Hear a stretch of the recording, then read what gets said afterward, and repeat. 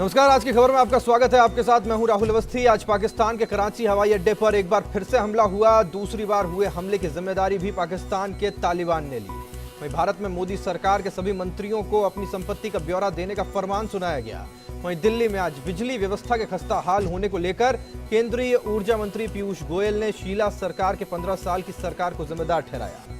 वहीं सेंसेक्स आज मामूली बढ़त के साथ बंद हुआ, लेकिन अगर सबसे ज्यादा बढ़त देखी गई तो वो था तापमान। आज बढ़ते पारे ने पूरे प्रदेश में मचा दिया हाहाकार।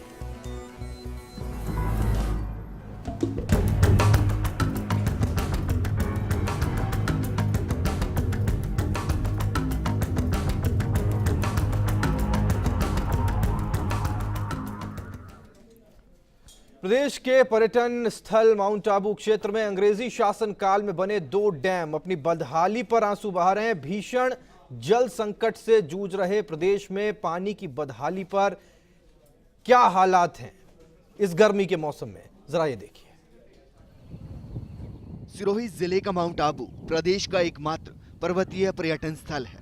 यहाँ करीब 30,000 की आबादी निवास करती है, जबकि इलाके की सुंदरता को आत्मसात करने के लिए हर साल करीब 22 लाख सैलानी यहाँ आते हैं, जिनके हलक तर करने की जिम्मेदारी यहाँ के 2 डैम अपर कोदरा और लोअर कोदरा पर है।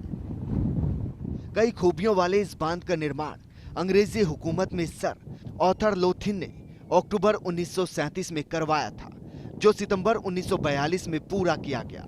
लेकिन आज डैम की सुध लेने वाला कोई नहीं। एक्चुअली ये जो डैम है अंग्रेजों ने बनाया था 1937 के टाइम के साथ, उस टाइम शायद बनाया था उसको।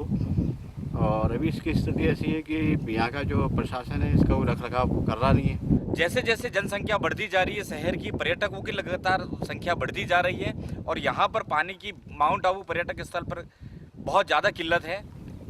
जलदाय विभाग भी मानता है कि यहाँ से पानी लीकेज हो रहा है, लेकिन उनके पास कोई ठोस योजना नहीं है। लीकेज ज़्यादा तो नहीं है, कमी है, और अभी उस बारे में कोई व्यवस्था नहीं की है, मौका देख के जैसा स्थिति। अब स्थिति ये है कि यहाँ डैम में महज सितंबर तक का ही पानी है। वहीं यहाँ कई पुराने प्लांट भी बंद पड़े हैं। स्थानीय निवासी सरकारों को दोषी मानते हैं। दोनों डैम से लीकेज में बहने वाले पानी से इलाके की 6 महीने की प्यास बुझ सकती है, लेकिन बूंद बूंद पानी बचाने का नारा देने वाली सरकारें ही इसको लेकर गंभीर नहीं। यदि मानसून समय पर नहीं आया और मौसम विभाग की जो भविष्यवाणी है उसके अनुसार औसत बरसात हुई और बरसात यदि औसत से कम हुई तो माउंट आबू में पेयजल संकट गहरा जाएगा। कैमरामैन हरीश पंचाल के साथ Kamlesh Prajapati, first India news, mount Abu, Sirohi. वहीं झुंझुनू शहर में भी इस गर्मी के मौसम में पानी के लिए हाहाकार मच गया है। आज शहर के वार्ड नंबर 3 के पार्षद खुर्शीद हुसैन के नेतृत्व में महिलाओं ने जलदाय विभाग कार्यालय में करीब 1 घंटे तक प्रदर्शन किया, लेकिन अधिकारी की अनदेखी से प्रदर्शनकारी एडीएम से मिले और अपनी पीड़ा बताई। अब लोगों ने चेतावनी दी है कि अगर उनकी पानी की समस्या हल नहीं हुई तो वो आंदोलन करने के लिए मजबूर होंगे। बढ़ती गर्मी में स्थिति पूरे प्रदेश में पानी को लेकर क्या बनती जा रही है, ये देखने वाली बात है। इससे पहले जिक्र माउंट आबू का हुआ और उसके बाद झुंझुनू में भी हालत कुछ ऐसी बनी हुई है जहां पानी के लिए लोग तरसते दिखाई दे रहे हैं। 1 महीने से कंटिन्यू आईएन साहब आ रहे हैं और आश्वासन दे रहे हैं कि पानी आ जाएगा। 1 महीने में 2-3 बार करीबन 15-20 मिनट पानी आया है, बाकी टैंकरों से खुद ही मंगा रहे कर रहे हैं। और जो सरकार का वादा था कि हम 24 घंटे पानी देंगे, लेकिन सरकार का वो मैन्युफैक्चर बिल्कुल फ्लॉप है। वहीं भीलवाड़ा में बढ़ते पेयजल संकट से परेशान महिलाएं आज पानी की टंकी पर चढ़ गईं, जबकि क्षेत्र के लोग और पार्षद टंकी के नीचे धरने पर बैठ गए। इस हंगामे की सूचना पर पहुंची पुलिस और प्रशासनिक अधिकारियों ने समझाइश के बाद इन्हें नीचे उतारा। इससे पहले शहर के वार्ड नंबर 33 के हरणी गांव और पंचवटी की 20 महिलाएं अपने बच्चों के साथ खाली मटकियां लेकर पानी की टंकी पर चढ़ गईं। महिलाओं का आरोप है कि करीब 9 साल पहले बनी टंकी में आज तक पानी नहीं भरा गया।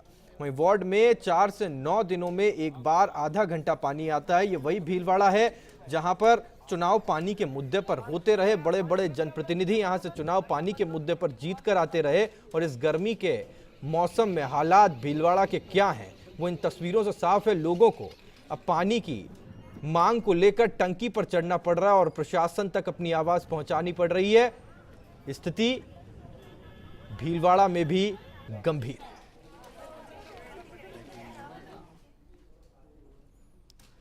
वहीं नागौर जिले का रोटू और गोगेलाव वन क्षेत्रों के साथ चूरू जिले का ताल छापर काले हिरण के लिए विश्व भर में अपनी एक पहचान रखता है। काले हिरण यहां पर इस क्षेत्र की पहचान है। यहां हजारों की तादाद में काले हिरण हैं। इस साल पड़ रही रिकॉर्ड गर्मी इंसान से लेकर जानवर तक सभी को परेशान कर रही है।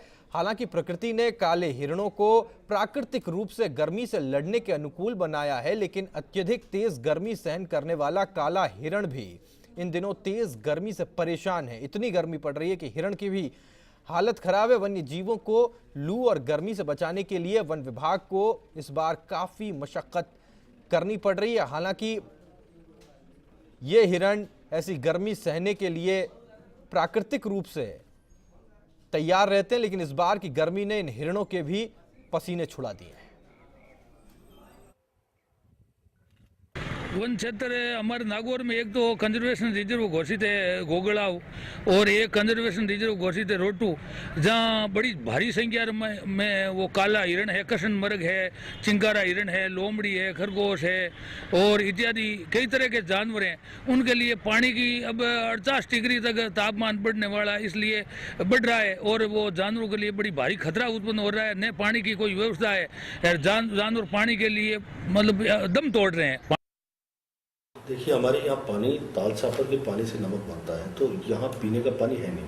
हम पानी बीदासर से यहाँ पीने का पानी आता है, और वहाँ विभाग ने एक ट्यूबवेल बना के और वाटर वर्क्स को दिया हुआ है, और उसको हम सर्विस चार्ज देके हमारा पानी ले रहे हैं। तो और यूनुस गसावत मेरे सहयोगी नागौर से जुड़ गए, जरा जानकारी उनसे लेते हैं। यूनुस, गर्मी इतनी नागौर में कि इंसान तो इंसान, अब जानवर भी परेशान हो रहे हैं। देखिए राहुल, लगातार जो तापमान है वो लगातार बढ़ता जा रहा है, और देखे तो पिछले कई सालों का रिकॉर्ड है वो तोड़ा है इस बार गर्मी ने।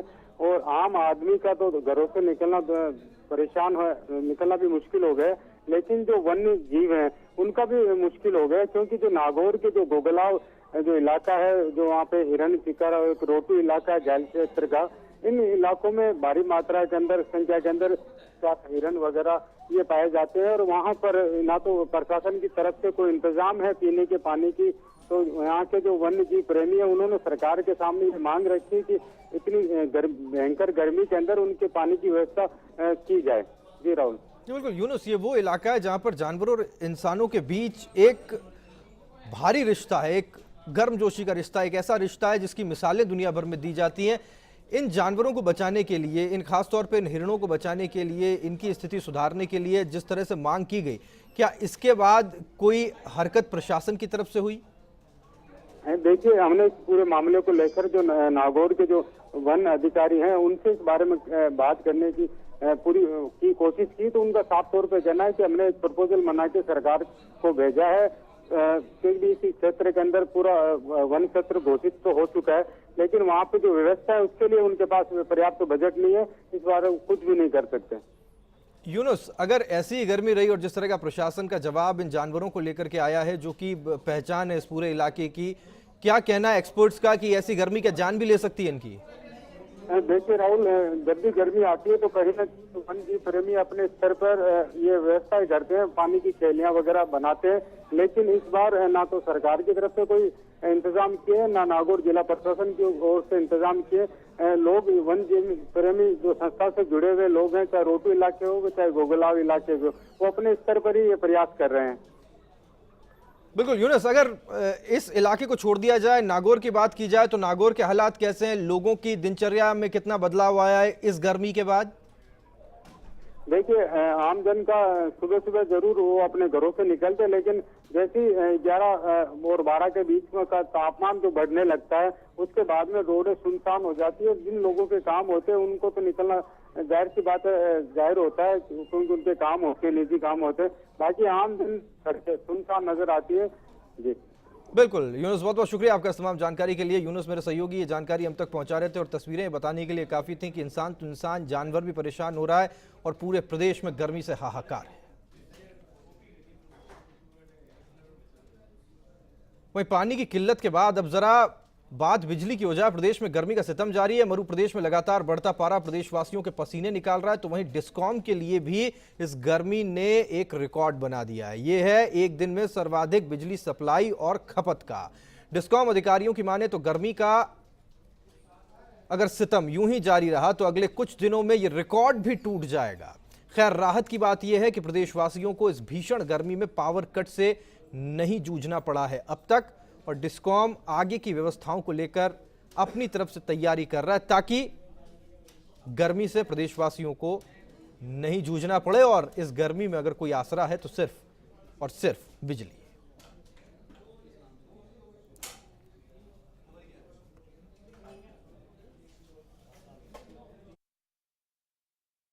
और आगे मांग पत्र जारी करेंगे तो नई नीति के भेज रखी है सरकार ने, आने के बाद करेंगे। 5 साल के कनेक्शंस की पेंडेंसी पिछली सरकार ने छोड़ी थी, तो अब 5 साल का गैप चल रहा है और मुझे लगता है कि यही गैप रहेगा।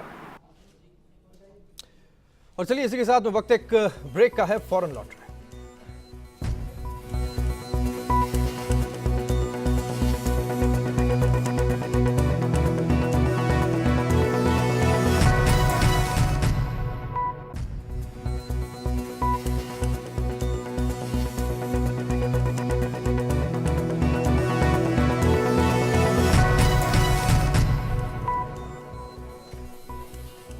और ब्रेक के बाद में बात उस खबर की जिसने पूर्ववर्ती सरकार की पेशानी पर पसीने ला दिए। पूर्व मुख्यमंत्री अशोक गहलोत जांच के घेरे में है, दुर्रू मियां जांच के घेरे में है और वजह बना है चिकित्सा हेल्थ केयर, जिसके कंधों पर 108 एम्बुलेंस के संचालन की जिम्मेदारी थी और ये जिन जांच की शक्ल में एक बार फिर से बोतल से बाहर आ गया।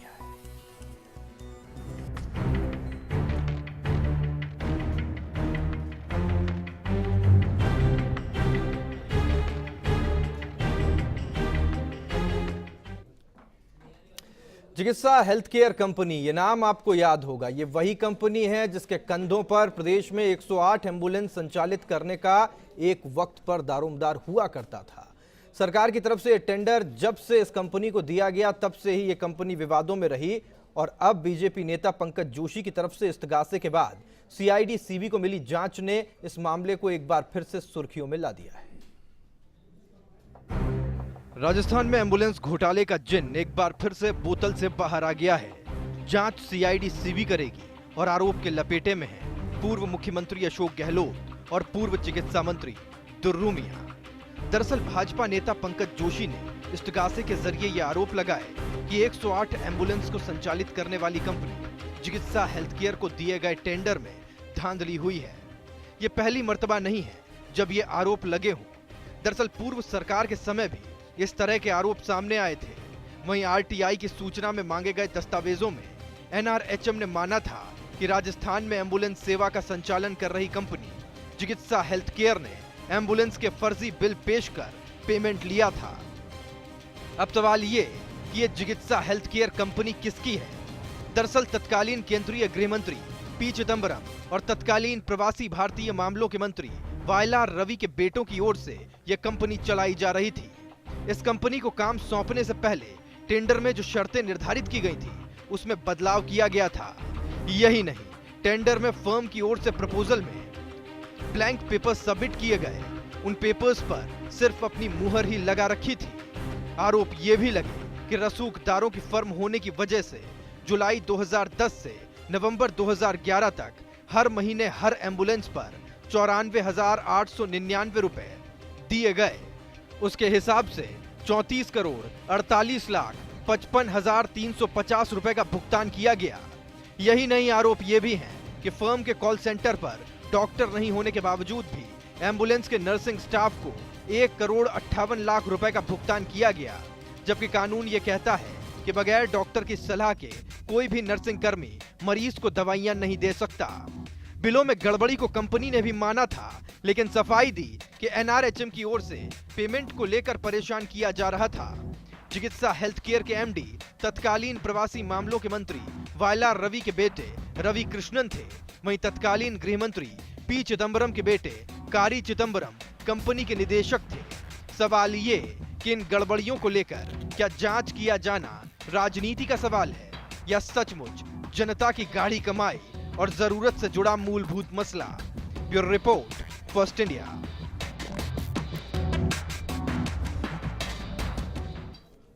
और इस मामले को लेकर तमाम सवाल उठे। एक वक्त ऐसा था जब चिकित्सा बहुत सुर्खियों में रही, तमाम सवाल इसके ऊपर उठते रहे। तत्कालीन सरकार से ये मांग भी की जाती रही भाजपा की तरफ से, जो उस समय विपक्ष में थे, कि इनके ऊपर कार्रवाई हो, कम से कम जांच तो हो।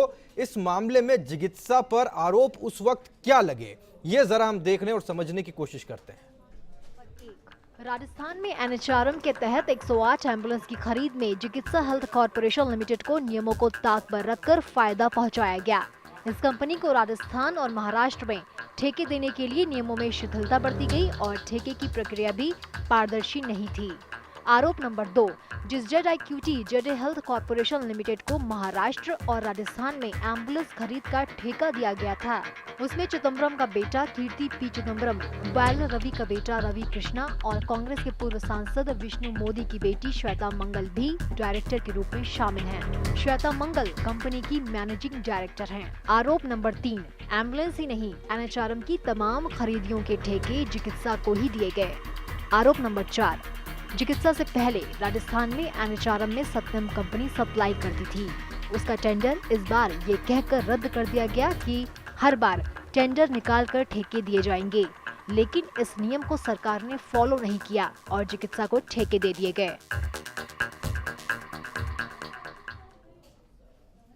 और ऐसा नहीं था कि परेशानी यहीं से शुरू हुई हो और यहीं पर खत्म हो गई हो। इस मामले को केंद्र तक भेजा गया। केंद्र की तरफ से एक चिट्ठी आई। उस समय गुलाम नबी चिकित्सा मंत्री हुआ करते थे केंद्रीय, और उनकी तरफ से एक लेटर भेजा गया जिसमें यह कहा गया कि क्या क्या दिक्कतें और क्या क्या गड़बड़ियां इस पूरे मामले में, इसे लेकर चेतावनी भी मिली।